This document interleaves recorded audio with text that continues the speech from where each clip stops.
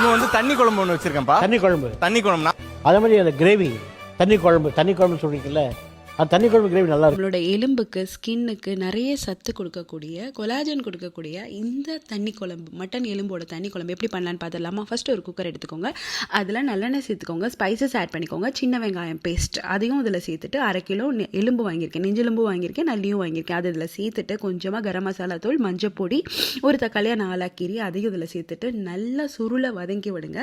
இப்போது 2 சம்பு தண்ணி இதில் வந்து நம்ம ஊற்றணும். அப்போ தான் அந்த எலும்பில் இருக்க கொலாஜன்லாம் கலெக்ட் ஆகி அந்த சூப்பில் வரும். ஸோ 2 சம்பு தண்ணியை வந்து நல்லா இதில் ஊற்றி ஒரு 10 விசில் பக்கம் விட்டு ஓப்பன் பண்ணி எடுத்திங்கன்னா இந்த மாதிரி சூப்பு வந்து அழகாக ரெடி ஆகிடும். லாஸ்ட்டாக கொத்தமல்லி தலை போட்டு நம்ம சூப்பாகவும் குடிச்சிடலாம். இப்போ நான் குழம்பு பண்ண போகிறேன். இப்போ ஒரு பாத்திரத்தில் கொஞ்சமாக நல்லெண்ணெய் சேர்த்துட்டு சோம்பு சேர்த்துட்டு நம்ம அரைச்ச சின்ன வெங்காயம் பேஸ்ட்டை போட்டு நல்லா வதக்கிக்கோங்க. வதக்கிட்டு கொஞ்சமாக இஞ்சி பூண்டு பேஸ்ட்டையும் சேர்த்துக்கோங்க. சேர்த்துட்டு நம்ம வேக வச்சிருந்த அந்த சூப்பையும் அதில் நம்ம சேர்த்துக்கலாம்.